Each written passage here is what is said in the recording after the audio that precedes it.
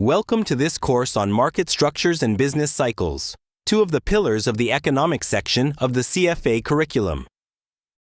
Together, they explain how the competitive environment a company operates in shapes its prices, its output, and its long-run profitability, and how the wider economy expands and contracts around it.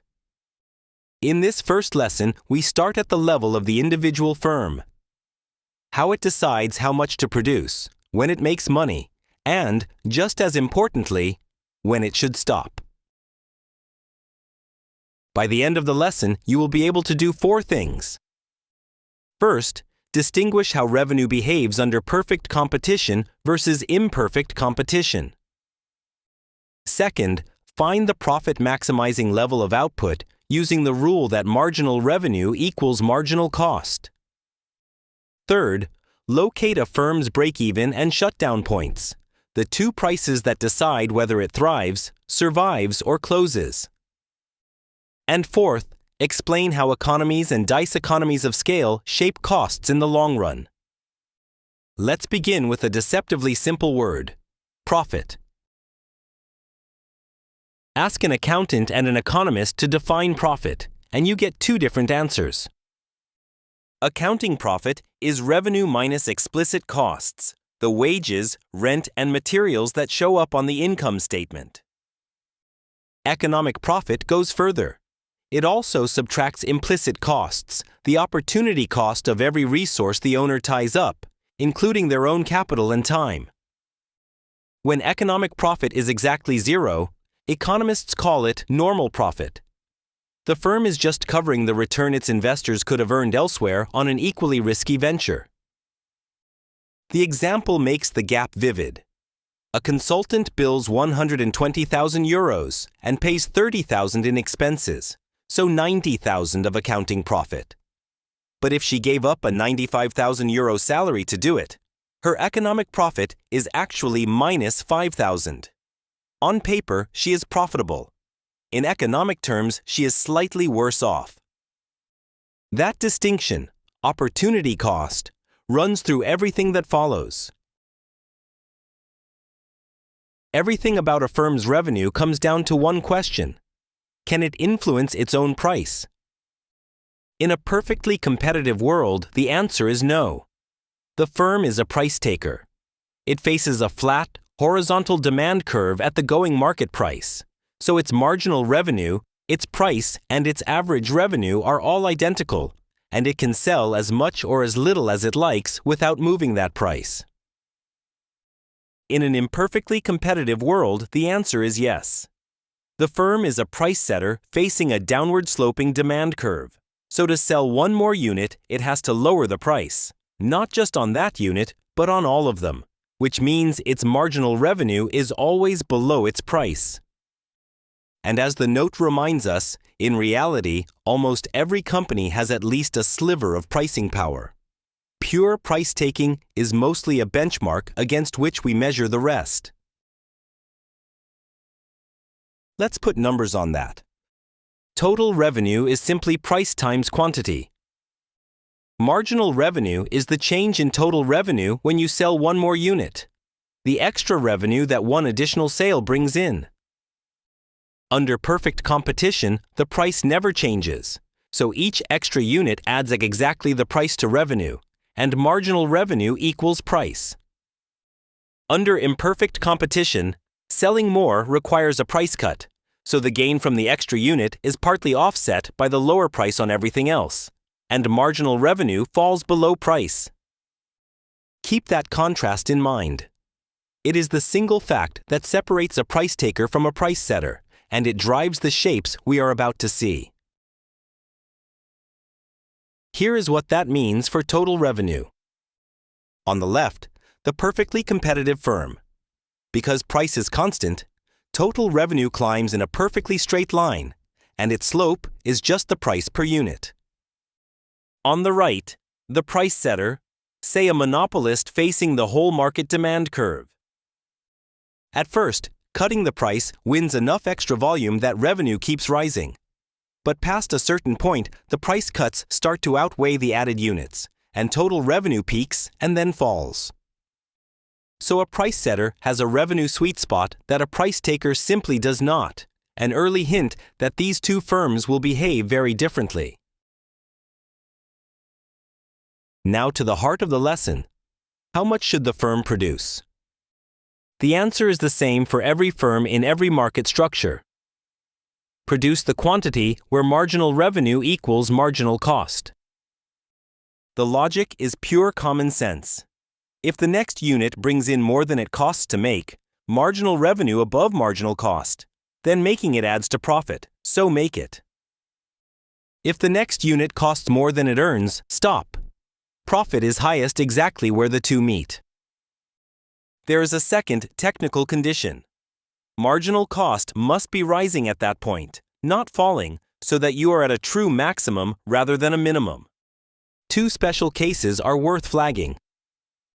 In perfect competition, marginal revenue equals price, so the rule simplifies to price equals marginal cost. And notice the rule is universal. It holds for a wheat farmer and for a monopolist alike.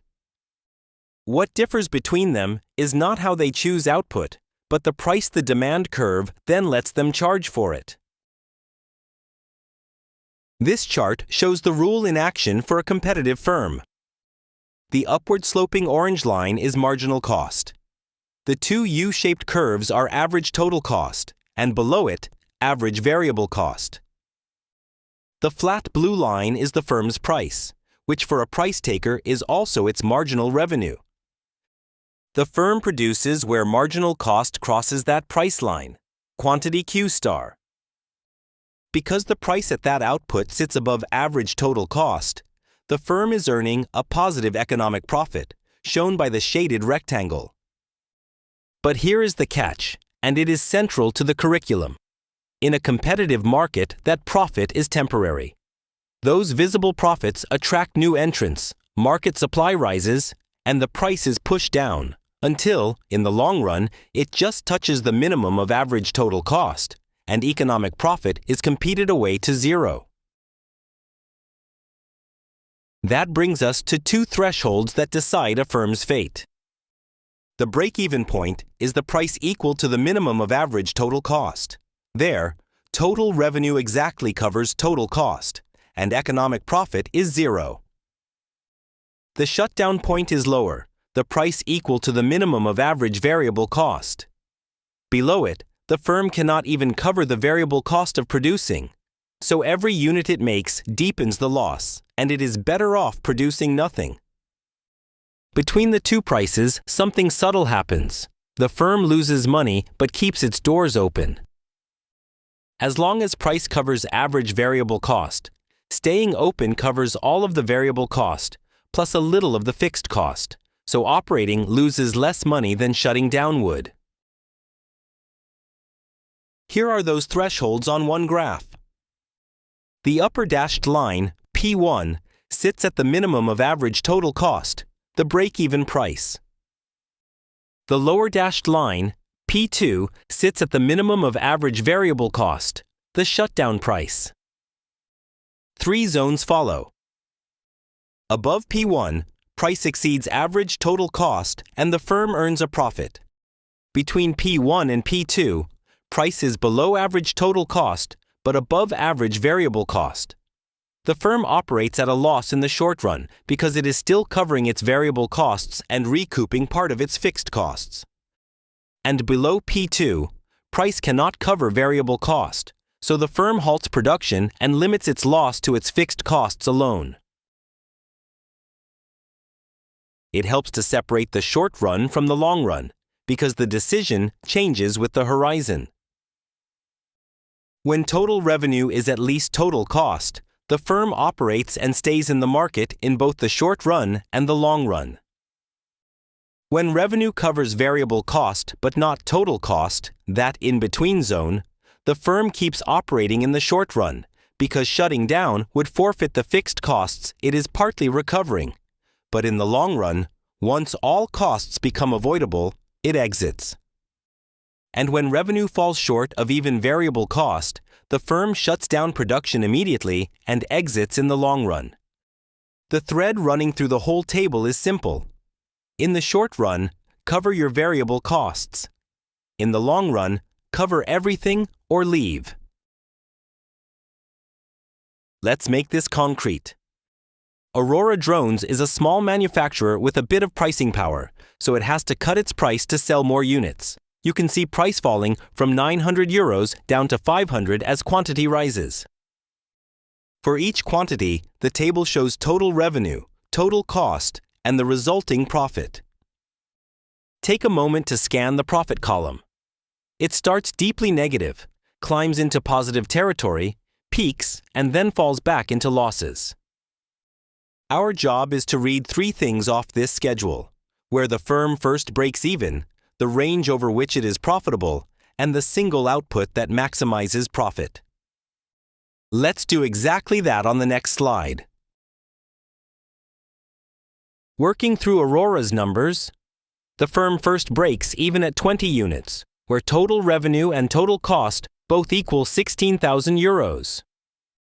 Its region of profitability runs from just above 20 units up to just below 70. At exactly 20 and 70, profit is zero, and everywhere in between it is positive. And profit is maximized at 50 units, where it peaks at €6,000. Notice the point that trips up so many candidates. Maximum profit does not occur at maximum revenue. Revenue keeps climbing all the way to 80 units, but beyond 50, cost climbs faster, so the widest gap between revenue and cost, the most profit, sits at 50. Output is chosen to maximize the gap, not the top line. Now a shutdown example. Copperline Foundry earns €1.8 million of revenue against €2.4 million of total cost. €1 million fixed and €1.4 million variable, so it is losing €600,000. Should it close? In the short run, no. Its revenue covers all $1.4 million of variable cost and still contributes $400,000 toward fixed costs. If it shut down, it would lose the entire $1 million of fixed cost, a bigger loss than $600,000, so it is better off operating. But now, suppose revenue falls to $1.1 million. That is below the $1.4 million of variable cost. Operating would lose $1.3 million, while shutting down caps the loss at the $1 million of fixed cost.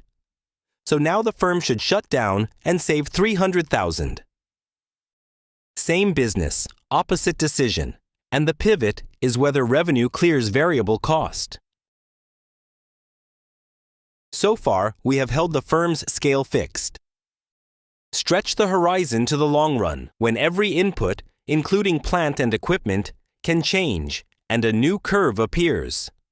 The long-run average cost curve, the lower envelope of all the firm's possible short-run cost curves. It is typically U-shaped. On the way down, the firm enjoys economies of scale. Cost per unit falls as it grows, thanks to specialization and division of labor, more efficient technology, and bargaining power over input prices. At the bottom sits the minimum efficient scale, the lowest cost size, and under perfect competition, it is the size the market forces every survivor toward in the long run. Push beyond it, and dice economies of scale set in. Cost per unit rises as the organization becomes too large to coordinate, with bureaucracy, communication breakdowns, and bottlenecks. Economies and dice economies can even coexist. Which one dominates decides whether long-run cost is still falling or has begun to rise. Let's pull lesson 1 together. First, profit is not one number but two. Economic profit subtracts the opportunity cost of every resource, so a business showing a healthy accounting profit can still be running an economic loss.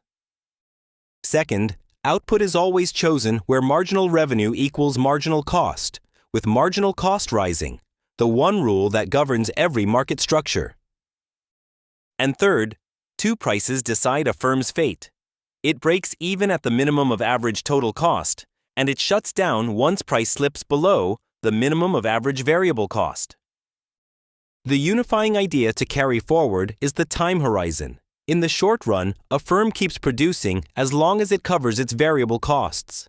but in the long run, it must cover every cost or exit. In the next lesson, we put this toolkit to work on the most competitive market of all, perfect competition, and its close cousin, monopolistic competition.